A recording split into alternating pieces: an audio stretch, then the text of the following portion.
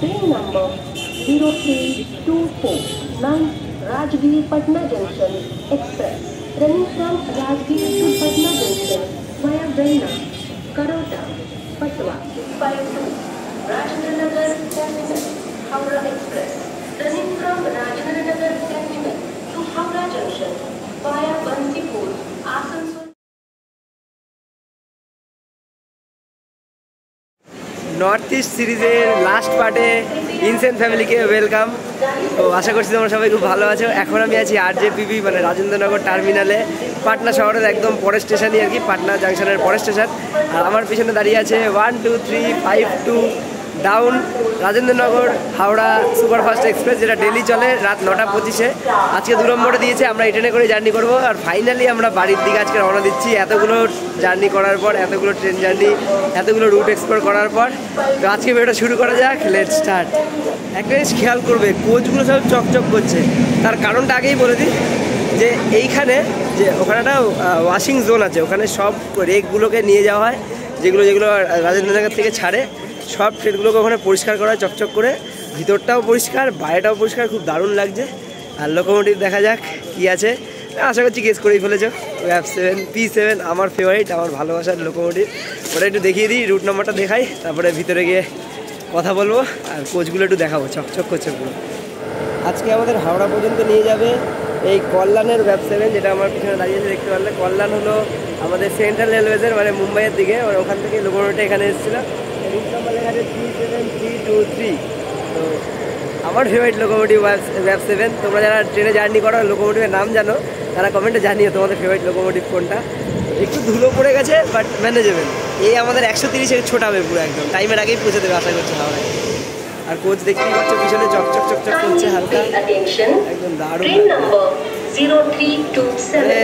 কাচের মুখ দেখা যাচ্ছে নিচের, এত সুন্দর। আমি ওখানে বাথরুমের ওখানে কাচটা দেখলাম না, পুরো পরিষ্কার একদম। গুটকা খেয়ে নোংরা না করলেই হয়েছে, বাকি দারুণ ব্যাপার। আশা করছি টিটি চেক করতে উঠবে। প্রথম 10টা 12টা স্টেশন আছে, স্টপেজ আছে আমাদের জামুই পর্যন্ত, ঝাঝা পর্যন্ত, তারপরে স্টপেজ কম। তো আশা করছি ভোরবেলা আসানসোলের দিকে হয়তো টিটি চেক করতে উঠবে, দেখা যাক। আর ট্রেনের 3খানা জেনারেল আছে, স্লিপার মনে হয় 7-8টা 9টা থাকবে, আর বাকি এসি যা থাকে।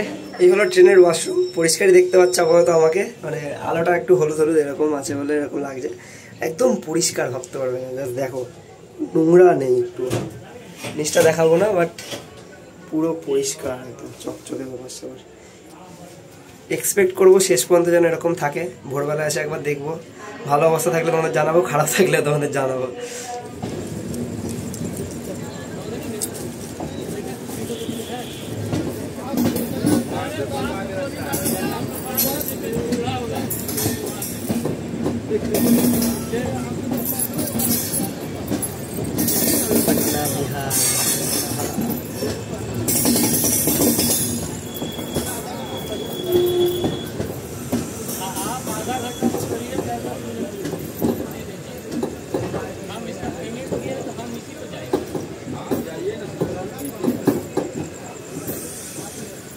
ট্রেন ছেড়ে দিয়েছে আমাদের অন টাইম, কিন্তু সমস্যা হয়ে গেছে, মানে আমাদের আপাতত হয়নি, আমরা আমাদের সিটে বসে আছি।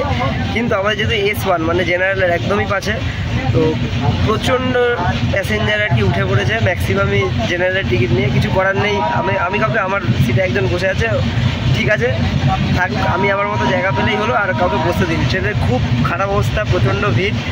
যাই না হাওড়া পর্যন্ত আমার কী কী জিনিস বাঁচবে, তাও সব কিছু নিয়েই একদম জেগেই থাকতে হবে, বুঝতে পারছি রাতে। তো আপাতত গুড নাইট করে দিই। সকালবেলা যদি ট্রেন একটু ফাঁকা হয় তাহলে কিছু দেখাতে পারবো। আর ট্রেনের যে অবস্থা ছিল কিচ্ছু থাকবে না, সব শেষ। তো হাওয়া খেতে খেতে যাই, সকালবেলা তোমার সাথে কথা হচ্ছে, আর সকালে উঠে আপডেট দিচ্ছি কী অবস্থা হবে।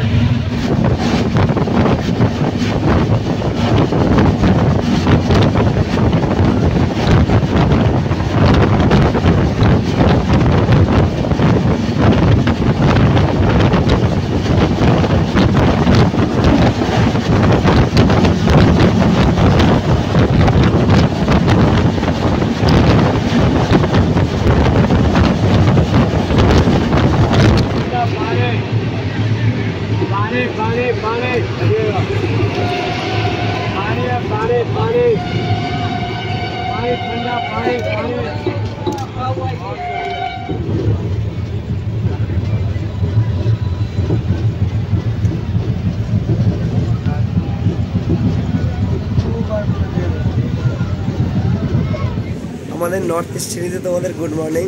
এখন 5:30 বাজে আর ঘুম থেকে উঠে দেখলাম বর্ধমান থেকে ট্রেন ছাড়ছে ধীরে ধীরে। গলাটা হালকা হালকা ব্যথা করছে। কালকে রাতে একটা ঘটনা ঘটেছে, মানে এই ট্রেনে একটা ভিডিও আগে ক্লিপ দেখছিলে হয়তো, যে এই ট্রেনে ম্যাক্সিমাম আনরিজার্ভ লোকজন উঠে পড়ে টিকিট, জেনারেলের টিকিট কেটে রিজার্ভেশনে। তো ঝামেলা হয়ে গেছে, বসার জায়গায় বসে পড়ে, এসে আমাদের বসতে দেয় না। আমার সিটে আমি টিকিট কেটেছি, অন্য লোক বসে পড়ছে এসে, যাদের টিকিট নেই। তারপরে কী করলাম, রেল মাথাতে কমপ্লেন লঞ্চ করলাম একটা। তো বাকি আর পুলিশ আসলো কয়েকটা, ওদেরকে নামালো। ট্রেনটা এখন ফাঁকা আছে। একটা ক্লিপ দেবো, দেখো পুরো একদম ফাঁকা হয়ে গেছে মোটামুটি। যাদের সিট তারাই শুধু আছে।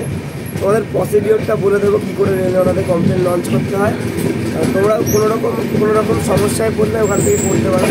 এখন একটু ফ্রেশ হয়ে নিই, তারপরে তোমাদের সাথে কথা বলছি। ট্রেনে কোনো রকম যদি প্রবলেম হয় তাহলে তোমাদের কী করতে হবে সেটা তোমাদেরকে দেখিয়ে দিই। প্রথমে এখানে গুগল খুলবে, গুগল খুলে সার্চ করবে রেল মাদার। আমার সার্চ করাই ছিল।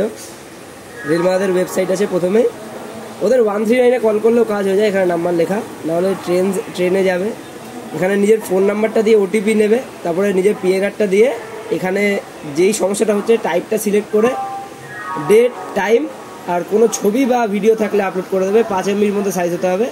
আর যদি ডিসক্রিপশন দিতে যাও কিছু লিখে দেবে যে কী সমস্যা হচ্ছে তোমার, গিয়ে সাবমিট করে দেবে।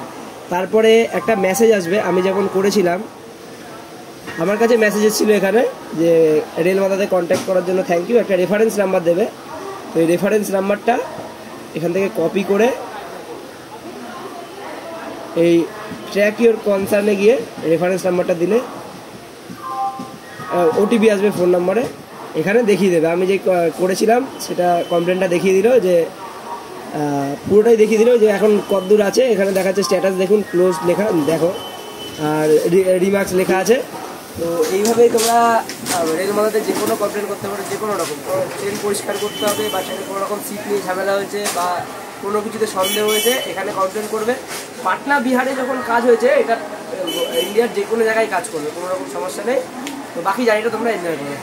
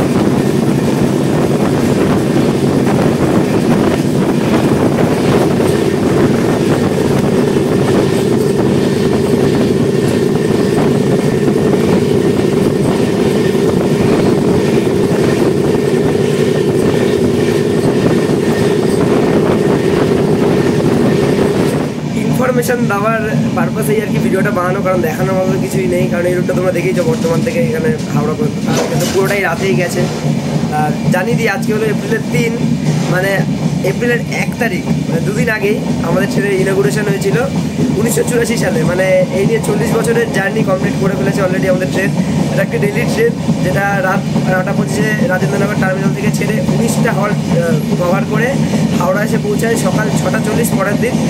আর জার্নিটা ডিস্টেন্স কভার করে 529 কিলোমিটার, প্রায় 9 ঘন্টা 15 মিনিটে। এই ট্রেনে 4টে জেনারেল আছে, 6টা স্লিপার আছে, তার মধ্যে S1-এ আছি আমরা। তারপরে আছে 7টা এসি 3 টায়ার, 2টো 2 টায়ার আর একটা ফার্স্ট এসি। কোনো রকম প্যান্ট্রি কার নেই, সাইড প্যান্ট্রি আছে, এই ক্যাটারিং আছে, ওখান থেকে তোমরা খাবার বুক করতে পারো। আর বুক করবেই বা কি, ঘুমানোর সময় যখন ট্রেনে যখন বোর্ড করবে তখনই বাইরে থেকে খাবার পেয়ে যাবে। রাজেন্দ্রনগরে খাবার দাবারে কোনো রকম সমস্যা হবে না, সব পেয়ে যাবে। আর পরের দিন ভোরবেলা এসে নামবে, তারপরে আর কি আছে খাওয়া দাওয়া করা।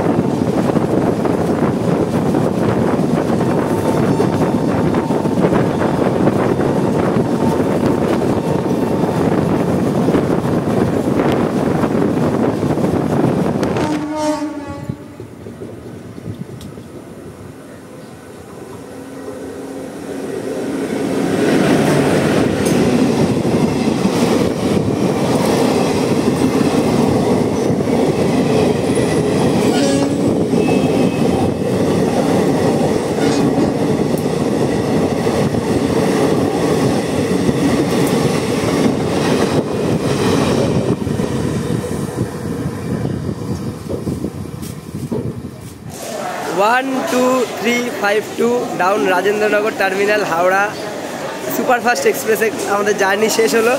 এই জার্নি শেষ হওয়া মানে আমাদের পুরো নর্থ ইস্ট সিরিজ এন্ড হয়ে গেল বলতে পারো।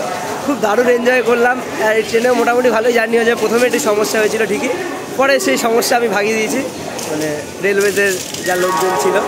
বাট জার্নিটা মজা হয়েছে। ওভারনাইট জার্নি করলাম, দেখানোর মতো কিছুই ছিল না। আর তার মধ্যে আজকে বুধবার, বন্দে ভারত তো চলে না, তাই কপালটা খারাপ। তবে রাতে স্যাফরন বন্দে ভারত আশা করছি তোমরা দেখেছো। আর ট্রেনের রিভিউ বলতে গেলে ট্রেন আমি দেখলাম পরিষ্কার, লাস্ট পর্যন্ত ট্রেন পুরোই পরিষ্কার ছিল, ওয়াশরুমও পরিষ্কার ছিল, জলের সাপ্লাই আসছিল, খাওয়া দাওয়া ওঠে না যেহেতু একদম ভোর ভোর পৌঁছে যায়। আজকে 1 ঘন্টা লেট করেছে আমাদের ট্রেন। আর সাউথ ইস্টার্নের সাইডে 18 নম্বর প্ল্যাটফর্ম দিয়েছে, মানে বহু হাঁটতে হবে। আর আমাদের রিভিউ আর কিছু বলুন। আরে জানি কিন্তু প্রথম দিকে ভিড় হয়েছিল, একটু সমস্যা হয়েছিল, তারপরে সেটা হয়ে গেছে, সমস্যার সমাধান হয়ে গেছে, তারপরে আর কোনো সমস্যা হয়নি। আমাদের আসাম ট্যুর নিয়ে আসাম ট্যুর অসাধারণ, আপনারা সবাই দেখেছেন, আমরা কী বলবো, আপনারাই বলবেন। মানে আমি বলছি যদি কোথাও প্রথমেই পাহাড় যেতে যাও তাহলে যেও না, প্রথমে একটু আশেপাশে ঘুরে আসো। যেমন নর্থ ইস্টের সাইডটা, ওখানে ট্রেকিং করতে পারবে না ঠিকই, তবে ওখানে যা সিনারিজ আছে, যা বিউটি আছে, তোমাদের মন ভরিয়ে দেবে। ঠিক আছে, প্রথমেই যদি তোমরা কেদারনাথের প্ল্যান করো তাহলে হবে না, আস্তে আস্তে বড় হতে হয়। তো আমরা দার্জিলিং যেহেতু যাবো না বলে দিয়েছিলাম, তাই সেখান থেকে ভাবলাম আসামেই ঘুরে আসি। ওখানে পাহাড় আছে, বরফ না পেলেও পাহাড় আছে, ঘোরা যাবে, মজা করা যাবে। তো আমাদের সিরিজ আজকে এখানে শেষ হয়ে গেল। আবার পরের সিরিজে নতুন কোনো সিরিজ অবশ্যই চালু করবো কোথাও একটা যাওয়ার প্ল্যানিং হলে। তো আশা করছি তোমরা খুব এনজয় করেছো আমার সাথে এই 7-8 দিন। সব কটা ব্লগে আশা করছি দেখেছো, না দেখে থাকলে লিঙ্কগুলো সব ডিসক্রিপশন বক্সে দেওয়া থাকবে। আপাতত সিরিজটা এন্ড করলাম, আবার পরের ভিডিওতে দেখা হবে। ততদিন সবাই ভালো থেকো, সবাইকে ভালো রেখো, বাই।